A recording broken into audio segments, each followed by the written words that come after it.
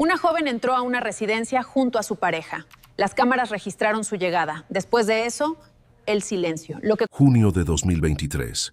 Una cámara registra a Cecilia Strzyczowski entrando a la casa de la familia Sena con su marido César. Esa es la última imagen clara que el caso le entrega al país. Entra, camina hacia adentro. Y después, nada. Nunca vuelve a salir. No hay una segunda toma. No hay una escena de regreso. No hay una explicación limpia. Solo queda el vacío. Y el vacío, en este caso, no es una ausencia cualquiera. Es la forma exacta en que empieza una de las historias más graves y más inquietantes del Chaco argentino.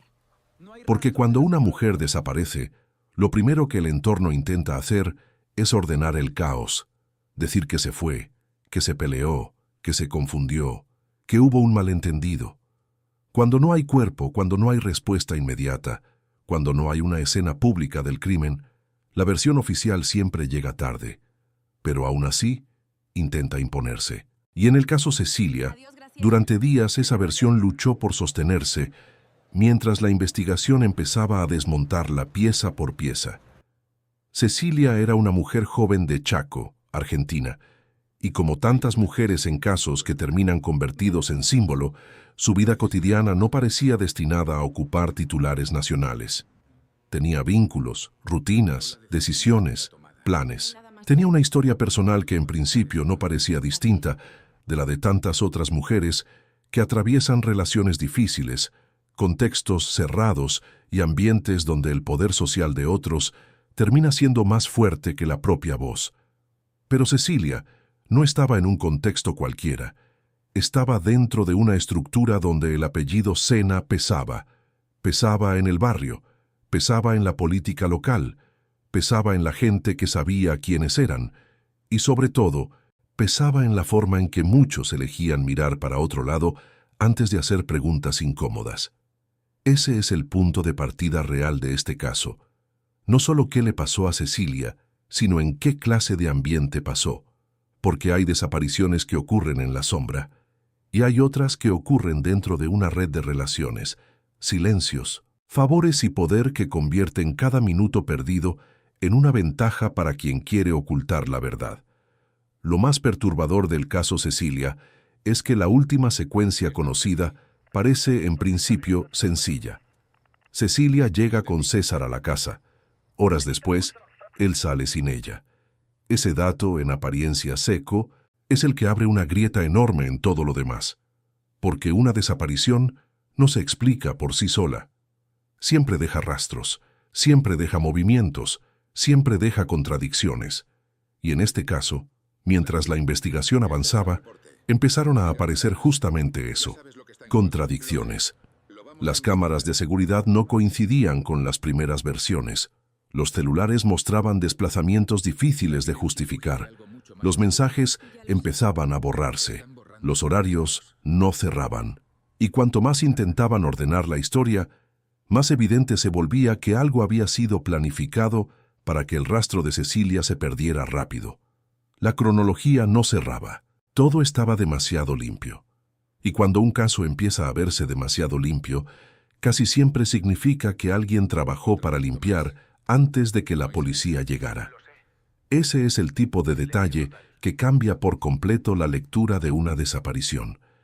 Porque ya no se trata de una persona que se fue, se trata de una persona de la que alguien quiso borrar la ruta.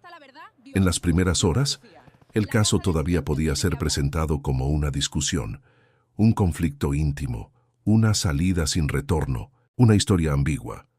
Pero la ambigüedad dura poco cuando la evidencia empieza a apilarse. La investigación encontró viajes, mensajes borrados, movimientos posteriores que no coincidían con la versión inicial, y una cadena de acciones que, lejos de sugerir desorden, apuntaban a una operación para ocultar lo ocurrido. No era solo que faltaba Cecilia, era que todo alrededor de Cecilia empezaba a parecer intervenido, acomodado, barrido, como si el objetivo no hubiera sido únicamente hacerla desaparecer, sino hacerlo de una manera que complicara al máximo reconstruir lo que realmente sucedió. En True Crime, eso es una diferencia esencial. porque un crimen impulsivo deja ruido, un crimen planificado deja silencio. Y el caso Cecilia empezó a hablar el idioma del silencio muy rápido. La causa comenzó a apuntar al círculo íntimo de los Sena.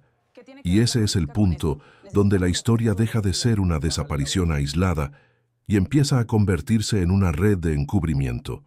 Ya no se hablaba solo de una mujer que no volvía a aparecer. Se hablaba de una estructura familiar alrededor de la cual podían haberse movido decisiones llamadas tiempos, vehículos, versiones y omisiones. Se hablaba de una red que no necesariamente necesitaba decir mucho para funcionar.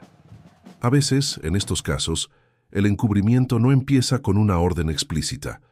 Empieza con una llamada no hecha, con una puerta que no se abre, con un mensaje que se borra, con alguien que sabe algo y decide esperar, con otro que ve algo y se convence de que no le toca intervenir, y con otro más que, desde un cargo de poder, entiende que el escándalo podría costarle demasiado. Eso es lo que hace que el caso Cecilia sea tan fuerte desde el punto de vista narrativo y social. No hay un solo culpable visible desde el inicio. Hay un entorno, hay relaciones, hay poder local, hay gente que sabía. Y, según la investigación, hay una estructura que habría ayudado a fabricar una distancia cada vez mayor entre Cecilia y la verdad. El paso siguiente fue el más oscuro de todos. La fiscalía sostuvo que el cuerpo nunca fue hallado porque fue destruido para borrar evidencia. Ese punto cambia la naturaleza del horror, porque una cosa es matar y otra muy distinta es borrar por completo la posibilidad de encontrar. Cuando el cuerpo no aparece, la familia de la víctima queda atrapada en una forma particular de duelo suspendido. No hay cierre, no hay confirmación visual, no hay sepultura, no hay final biológico. Solo hay una búsqueda que se vuelve interminable. Y cuando además la hipótesis apunta a destrucción de restos para borrar pruebas, el caso entra en una dimensión todavía más cruel. Ya no es solamente la muerte, es la decisión de convertir a la víctima en algo difícil de probar, difícil de ubicar, difícil de llorar públicamente con evidencia material, difícil de llevar a una justicia que siempre necesita cuerpos, rastros, certezas y piezas físicas para cerrar el círculo. Por eso este caso pesa tanto, porque la ausencia no fue un accidente.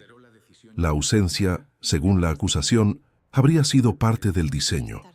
La última imagen de Cecilia está en cámara. Después de eso, todo empieza a derrumbarse. Lo que encontraron los investigadores después cambia el caso por completo. Y esa frase, en este punto del relato, deja de ser una promesa de trama y se convierte en una advertencia, porque la investigación no se limitó a señalar que había irregularidades. Empezó a mostrar una posible lógica de ocultamiento. Y cuando eso ocurre, el caso deja de pertenecer solo a la intimidad de una pareja o a la esfera privada de una familia. Pasa a ser un problema social, un problema político, un problema institucional y, en el caso Cecilia, un problema que terminó arrastrando a una figura mucho más grande de lo que cualquier desaparición doméstica suele producir. El llamado Clan Sena. El nombre empezó a circular con fuerza porque ya no se trataba de una sola persona. Se trataba de un núcleo, de gente alrededor, de un apellido que funcionaba como llave, escudo y señal de poder al mismo tiempo. El caso dejó de ser una tragedia privada y se convirtió en un escándalo político. Ahí es donde el país empieza a mirar de otra manera, porque cuando el nombre de una familia entra en una causa por desaparición, encubrimiento y sospecha de destrucción de pruebas, ya no estamos ante una historia cerrada en 4 paredes. Estamos ante un caso que puede mostrar cómo se usan las relaciones de poder para ganar tiempo, para ordenar versiones, para desviar la atención o para contaminar una investigación desde sus primeras horas. Llegaron las detenciones, llegaron las acusaciones por encubrimiento, y llegó la pregunta que atravesó todo. ¿Cuántas personas sabían? ¿Cuántas callaron por miedo? ¿Cuántas callaron por conveniencia? ¿Cuántas pensaron que el apellido alcanzaba para mantener todo bajo control? Porque ese es el verdadero nervio del caso. no solo la desaparición, no solo el encubrimiento, sino la posibilidad de que varias personas, por acción o por omisión, hayan contribuido a que la verdad tardara tanto en emerger. Y esa clase de verdad, cuando empieza a salir, no lo hace de golpe. Sale como salen las cosas más incómodas, por capas. Primero una sospecha, después una contradicción, luego una evidencia, y al final una estructura completa que ya no puede seguir sosteniendo la misma versión. Por eso este caso se convirtió en un símbolo. No porque Cecilia fuera una figura pública antes de desaparecer, sino porque su caso condensó varios miedos al mismo tiempo: el miedo a desaparecer sin cuerpo, el miedo al poder local, el miedo al encubrimiento, el miedo a que una causa así quede atrapada durante demasiado tiempo en el barro de los intereses cruzados. El clan Sena cayó bajo el foco público, y cuando eso pasó, el caso empezó a ser leído en una escala mucho más amplia. Ya no era solamente una investigación judicial, era un espejo de cómo el poder local puede retrasar, ensuciar o desviar una causa. Un espejo de cómo el silencio colectivo protege a veces más que cualquier pared. Un espejo de cómo una mujer puede desaparecer dentro de un sistema donde demasiados prefieren no preguntar demasiado fuerte. Y esa es la razón por la que el caso de Cecilia no puede contarse solo como un expediente. Tiene que contarse como un punto de quiebre, porque en el momento en que la causa se transformó en un escándalo político, el país empezó a ver algo más grande que una desaparición. Vio una red de relaciones, vio el peso de un apellido, vio la fragilidad de una investigación cuando el entorno tiene demasiado para perder, vio el costo de callar y vio, sobre todo, el costo de llegar tarde. La historia de Cecilia no termina en la desaparición, termina en la memoria pública, termina en las marchas, en los reclamos, en las banderas, en la presión social que obliga a que los casos no se apaguen cuando dejan de ser novedad. Termina en un país que tuvo que mirar de frente lo que ocurre cuando una mujer desaparece dentro de un entorno donde el poder protege antes de que investigue. Desapareció en Chaco. Todo el país tuvo que mirar, y esa mirada importa. Porque en casos como este, mirar es una forma de no dejar que la historia se reduzca a una cifra, a un expediente, a una placa o a una noticia de último momento. Mirar es sostener el nombre, mirar es sostener la pregunta, mirar es sostener la exigencia de que lo que pasó no se pierda en el ruido. La pregunta que queda no es solo qué le pasó a Cecilia, es cómo pudo pasar dentro de una casa, con cámaras, con nombres, con gente poderosa alrededor, y aún así tardar tanto en romperse el silencio. Y cuando uno piensa en eso, la historia deja de ser únicamente la de una desaparición. Se convierte en una advertencia sobre todo lo que puede pasar cuando demasiadas personas creen que el poder alcanza para ocultar la verdad. El cuerpo nunca apareció, y ese solo hecho convirtió este caso en uno de los femicidios más impactantes de Argentina. No por el morbo, no por la espectacularidad, sino porque obligó a mirar la combinación más peligrosa de todas: violencia, encubrimiento y poder local. Ahora vas a ver por qué importa tanto. Porque Cecilia entró a esa casa con su marido y nunca volvió a salir.